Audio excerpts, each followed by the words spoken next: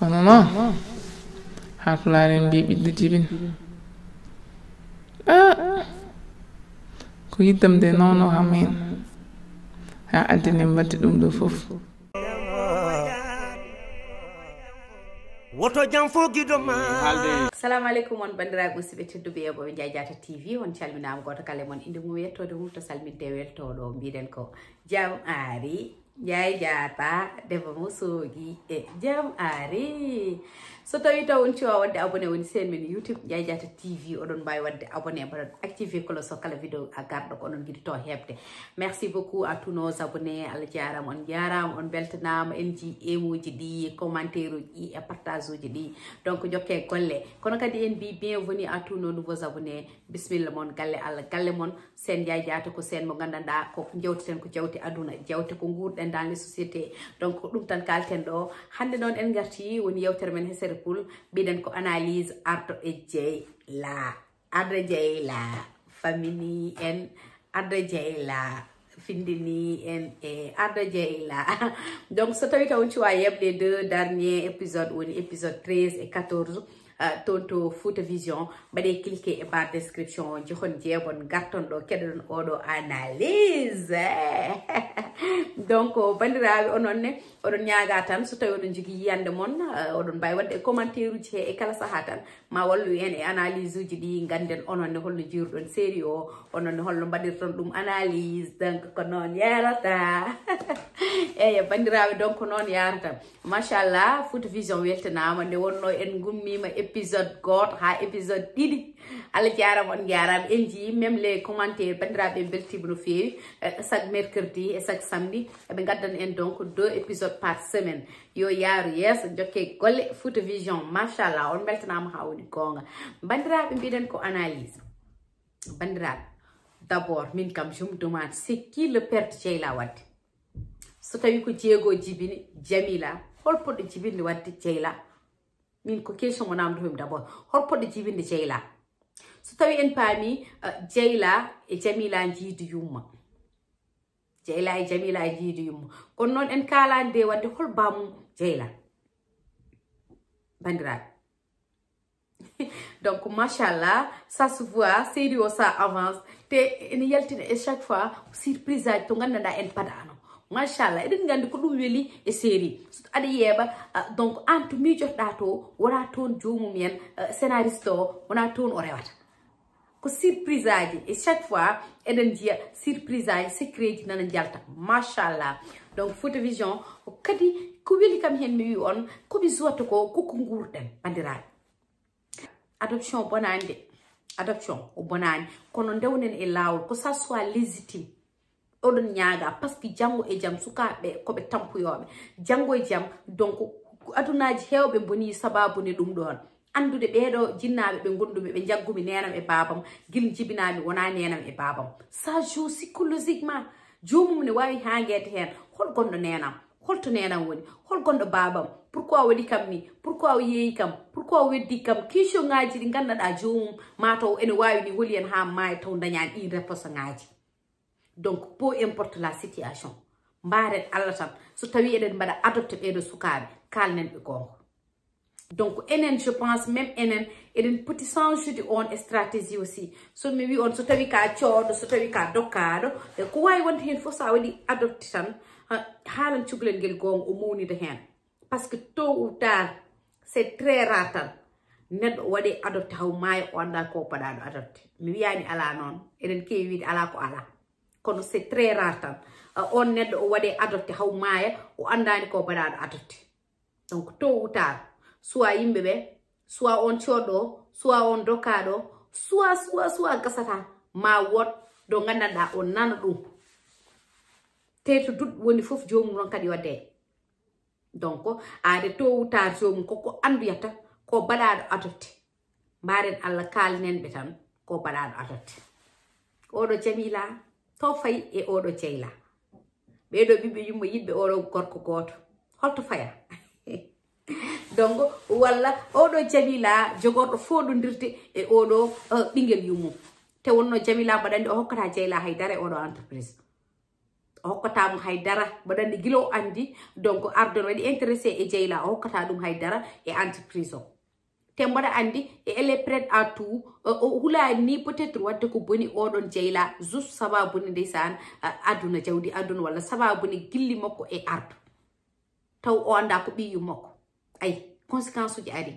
kala ko neddo wadi tan aduna yo miiju hen jango conséquence uji no wawi arde so tawi on Jamila wadi bone wala wadi ko fewani on jeyla inji bone wadi problème wadi donc oɗo film ko jogoro welde arda non fuddima de arda fuddima de déclarer amour mum e jeyla kanjum ne añande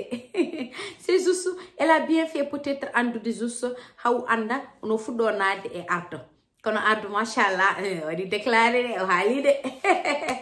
donc arda yettini donc gilli mudum e on jeyla mo famanu ni peut-être arda il était amoureux de moko donc joni kam leere hoore ma nani ardo ko ani yidi kono non kadi dottirden woni odon jeyla ti joue à quoi jeyla an ada walla jaawo e jeynam ada walla jaawo e copine ma ala fin jaawo wi ko an tan yidi onno koy wadde ma tesse tan wayda dandi hande sukabe rew be nan don en jidu sa gokko subi Allah dandi kam jaawo ene yidman feewi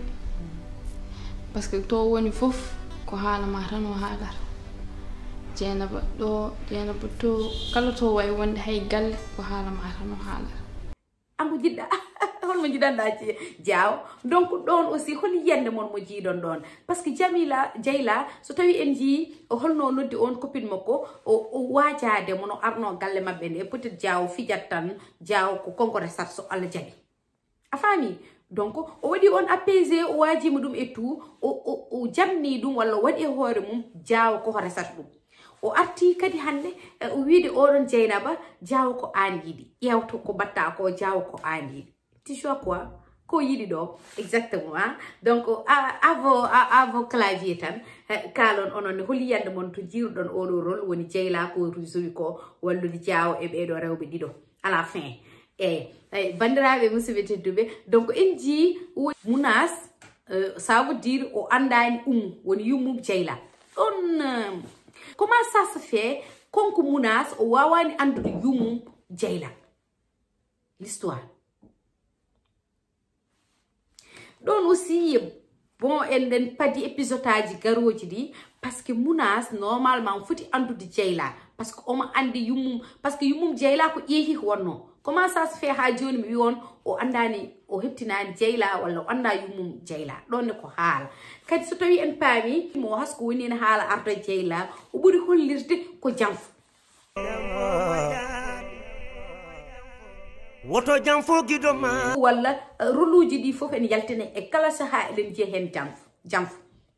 e kala saha tan janfo en yalta hen so tawi en ji ewi fof janfo en yal parce que fuddi ko ardo janfima Jamila donc en ji ardo janfo Jamila même jaawo en ji odo mo jamani no o mona janfo dum hol mo yidi goddo en ji yumum no wiete jeyla même ko janfo o wadi bamum eden bayi wiide dum ni ko janfo woni bamum Jamila woni jeego parce que so tawi walla peut-être ko fenade ni kadi ni den bayi hukkudon fenade biddo neddo jibina biyum ara e ma biya mayi walla nonka andude ko biida dum bandirabe donc kori ni janfo kadi aroyta on no wiete on yumum jeyla de wonno biyi ko so tawi o andi jogido on biddo don kadi ko question est ce que konko o ma andi jogido biyi ko comment ça se fait an a yaltani leydi a yaltitani leydi jeeya biye walla totta biye goddo taw a meedani rewde caggal mum ganda ko o woni biye de wonno Jamila moni normalement o foti mawnude ko même leydi e on woni on yumum jeyla so tawi on paami mais à quel moment walla comment yumum jeyla way jodade ha odo as o lijita hen on biddo ko ngode bernde makko de vraiment o jogi bernde de biddo no way woddude e yumum ni donc biddo no way woddude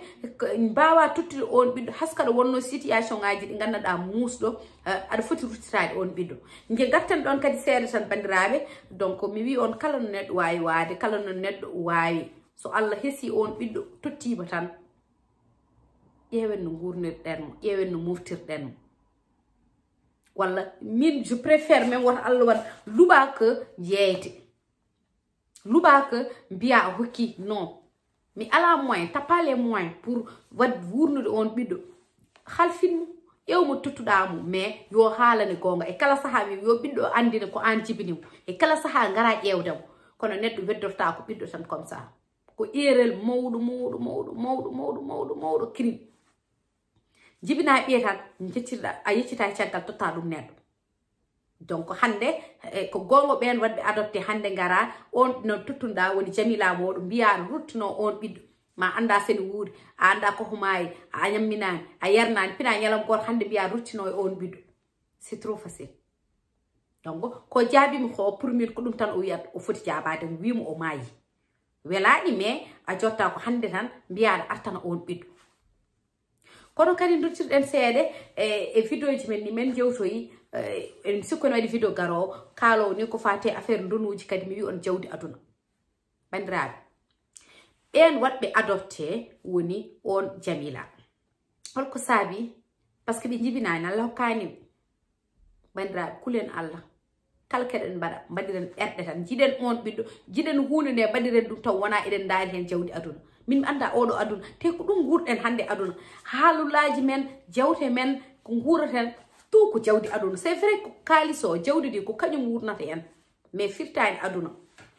woto bonnu hakkude men woto bonnu en ɗam kalis o jawdi aduna ndonu fotani bonnude entre meɗen donc oɗo Jamila eɗen namdi holto faya donc bandiraɓe ko ɗum wonno yewtere meɗen hande woni ɗiɗo kawuji kallen hande oɗo adoption donc bandiraɓe musidɓe tedduɓe on calminama on beltanama kala ko oñe haala he on ñagama yafuya onon ne no jiruɗon série ɓennuɗi ɗi donc hol yande moon gadde tan e commentaire uji ɗi e kala saaha so Allah jaaɓi eyi donc mbawen yewtude hen kadi e yidde wiide on tan eɗen gaddi concept mo gandanɗa kesso inchallah gueviten ɗo woni actrice uji walla actereɓe jouoɓe e série ji ɗi gandanɗa ɗi mbatten analyse uji ɗi mbaɗa namdi on holmo jiɗɗon iddo wonde invité men toon to Instagram so tawi taw noon cuwa wadde abonné woni Instagram am Kadia Ndiaye 1 mami waɗan on so Allah jaaɓi jehon toon to Instagram mbaɗon abonné nde wonno ken wattoɓe invité ɗo woni so Allah jaaɓi actereɓe ɓe mbawen yewtidde mabɓe mbawen andude kamɓe goni holɓe en inchallahu rabbi donc mami wattan woni affiche goto so Allah jaaɓi e ɗo e YouTube mbawon pose hen question ngaji mon ɓe gandanɗa mbawen yettinandeɓe so Allah jaaɓi mami haalan on holon ñalawma mbatten ɗiɗon woni direct uji toon to Instagram kala joguiɗo namdal mum noon en wawi addude so Allah jaaɓi mbatten ɗo postulé oɗon vidéo yimɓe kadi mbawa wadde hen partage mbawa heɗade ɗum mbawen yarude yeeso bandiraɓe musidɓe tedduɓe ha e gongol so Allah jaaɓi on beltanama merci beaucoup ko Ndiaye Diatta wonno